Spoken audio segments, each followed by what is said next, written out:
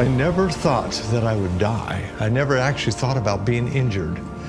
I thought, tomorrow, we are going to be the headlines of the newspaper.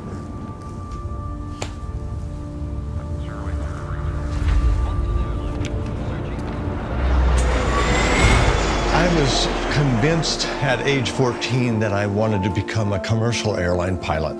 I don't know, there was something about power and control and adventure, travel.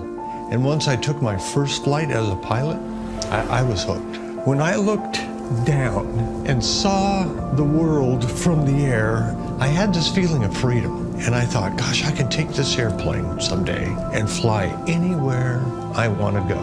I felt like I belonged in the air. This is where I'm going to spend my entire vocational life.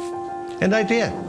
As a flight instructor, airline pilot instructor, standards captain, aviation safety counselor, FAA designated examiner in jet aircraft, I would give check rides and airline transport pilot certificate exams. I just enjoyed it. I just loved it. At age 19, got a volunteer part-time job as a co-pilot and was able to fly with this guy named Chuck. It was July 18th, 1969. I got on the freeway and drove to the Hollywood Burbank Airport. It was a perfectly clear morning. I got to the Piper Navajo, a twin-engine, 10-seat aircraft, and was looking forward to just another typical, beautiful day of flying.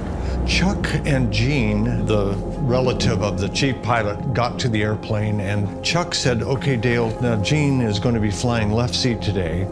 That's the first time that had happened. And then I would be riding in the right seat as co-pilot. We did another engine run-up. There was nothing wrong with the airplane. Started up, started taxiing out. Chuck noticed that there was something not exactly right. Chuck tapped me on the shoulder. I shall never forget it. And he motioned for me to change positions with him. So I got out of the co-pilot seat, he got in, I strapped myself down into the temporary third seat. Gene in the left seat is flying, but Chuck in the right seat is in control. We were then cleared for takeoff. Everything's normal. The airplane begins to bounce. That's normal.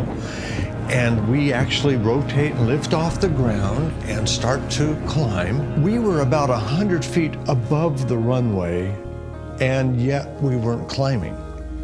So the nose of the aircraft is pitched up, but we're not going up. And the engines are straining at full power. And then for some strange reason, I began to hear this unfamiliar whine of the engines, that they were out of sync. Well, with that huge, loud sound of the engines being in disharmony, now my worst fears became realized when Chuck, the guy in command in the right seat, points with his left hand and said, "Let's land in that clear area over there."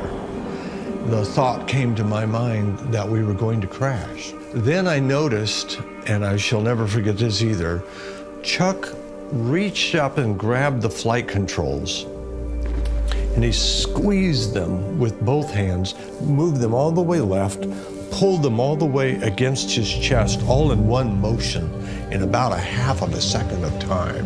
We clipped the tops of some tall trees.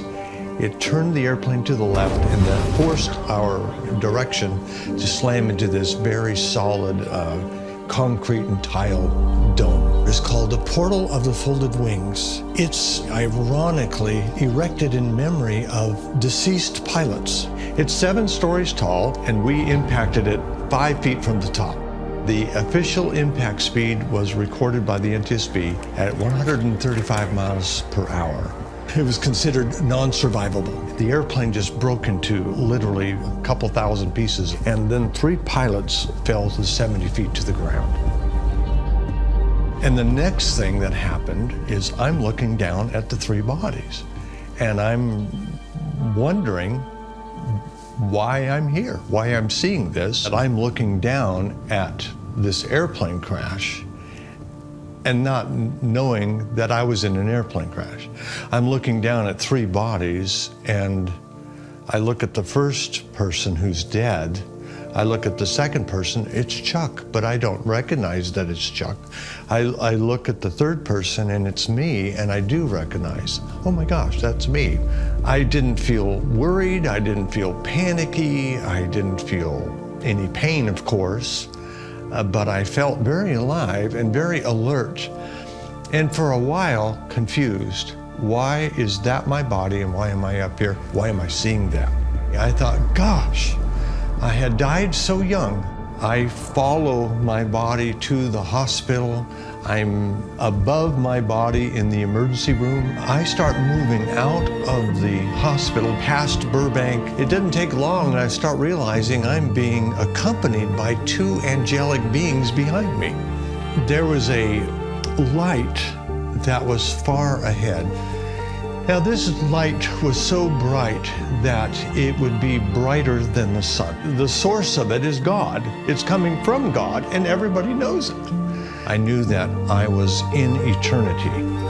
There's no sickness in heaven. There's no death in heaven. There's only light and life and love.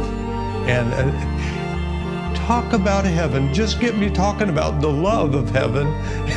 And see, I believe that God created men and women in His own image, that we are a spirit, we have a soul, we live in a body, and we were created to want to love and be loved.